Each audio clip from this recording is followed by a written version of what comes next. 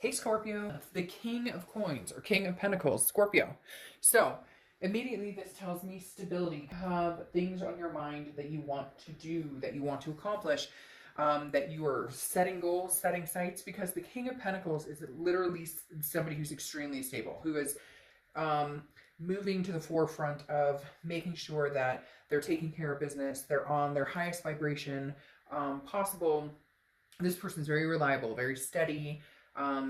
They just kind of like ready to buckle down and figure out what they want, figure out where they're going. And I feel like you've been thinking about it a lot. You're going to continue to think about it.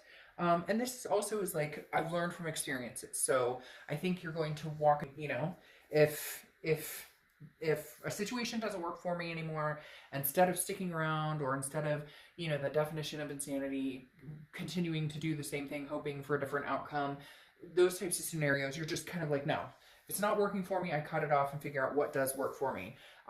If I need, to make more money, I'll figure out a way. You're just knowing that there's options, and knowing too that you control your life, that you control, how your life is going. If you want to do better with something, you'll do better with something. I just feel like you're coming in with very strong shoulders set in motion, like, I've got this, I know where I'm going, I know what I'm doing. The next card you have is the Two of Pentacles, which is choice. It's a balance, it's priorities. So again, you're getting your priorities straight. This is somebody who's going, okay, I've got a lot going on, and I just want to make sure I'm in the best place in my life. This person you're thinking about right now, I feel like you guys aren't communicating.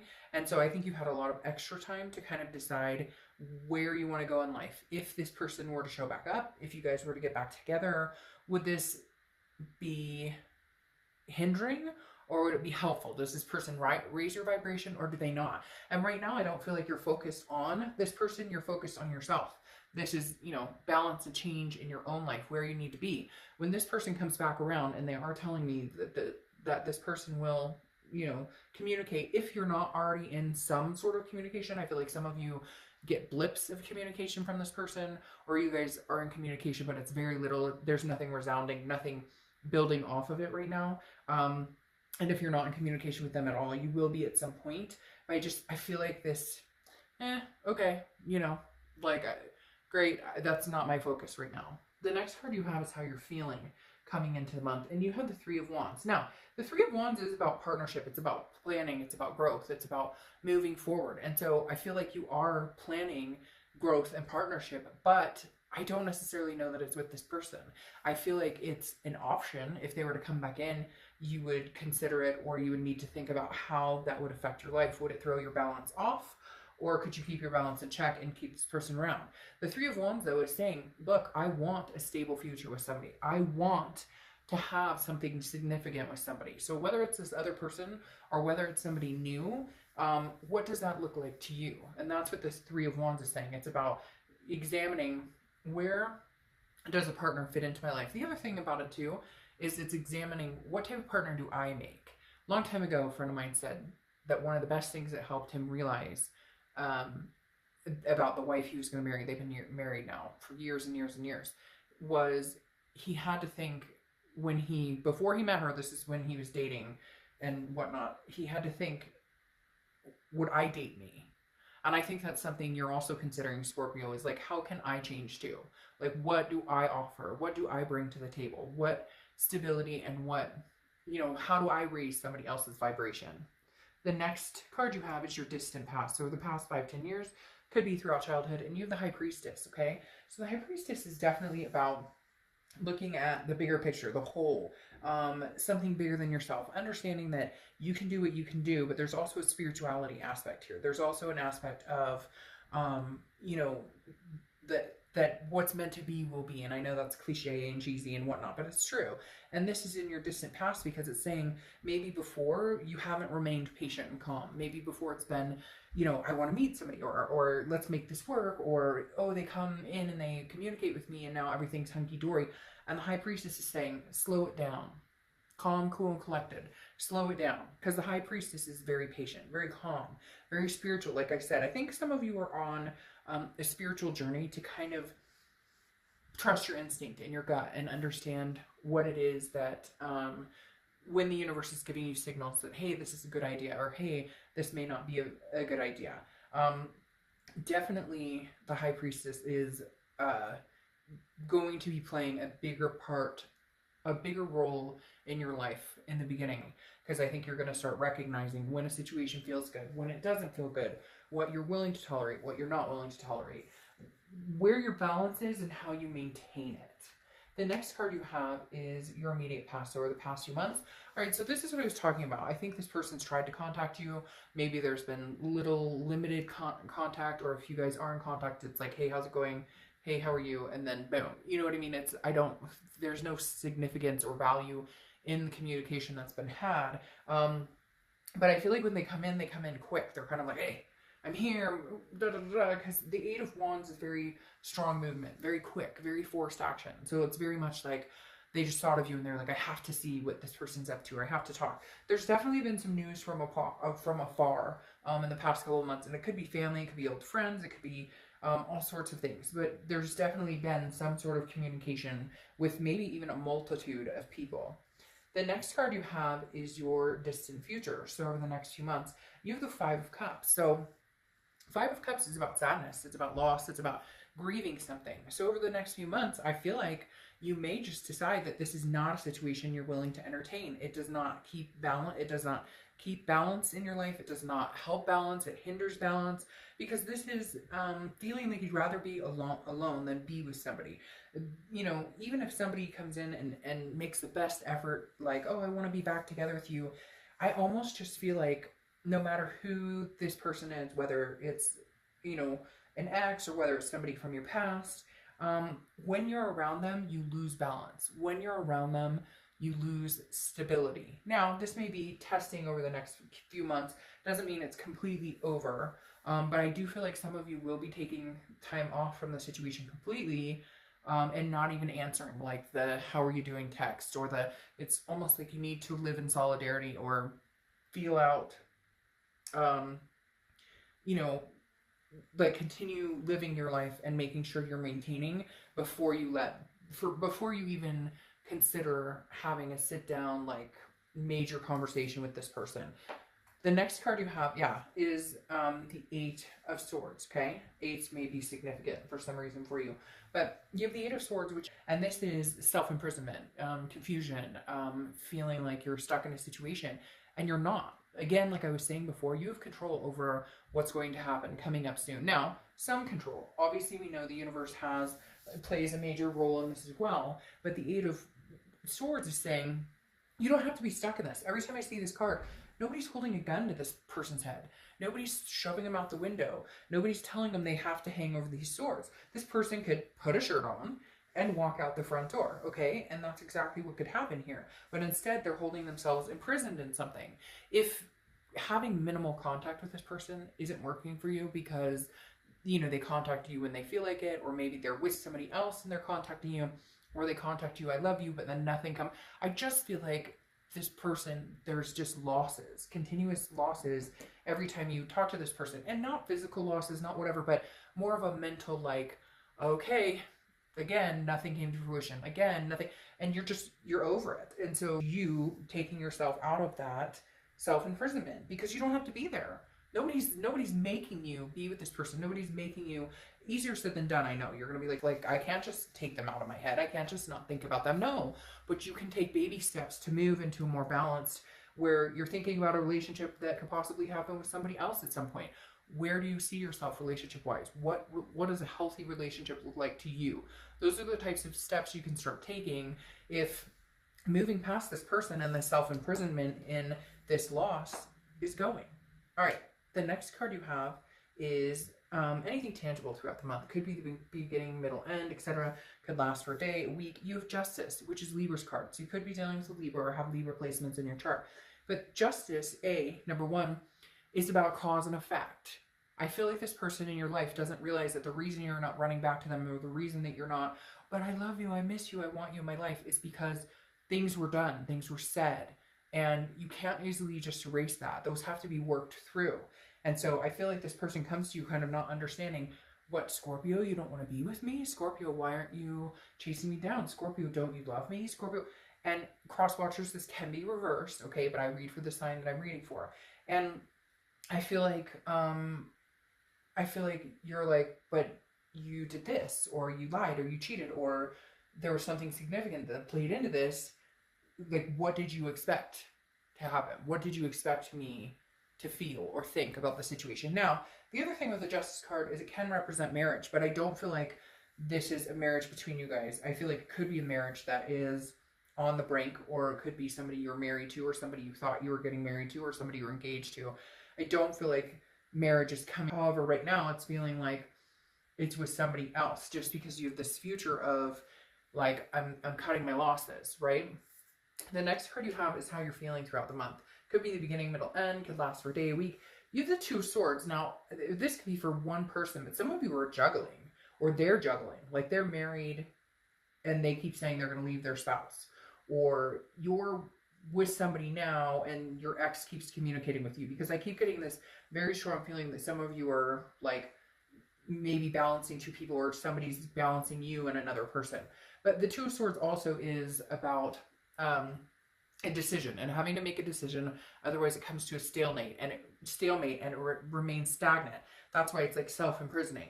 If this, whatever, they're not communicating with you, then they do communicate with you, then they don't, then they do, or whatever. Or even if you guys haven't talked in 6 months, there comes a point when you cut it off and say, okay, this is over, officially over. It's not happening, and it's not going to happen. But this is your head and your heart kind of deciding, like, is it really over, or would I give it another chance? Is it really over, or would I say, okay, we can try this one more time?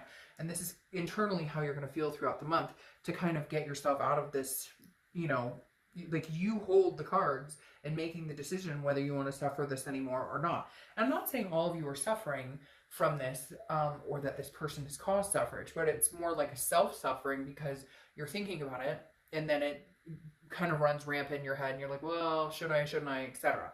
Now, you have the Seven of Swords, which is your, you know, hopes or fears for the outcome of the month.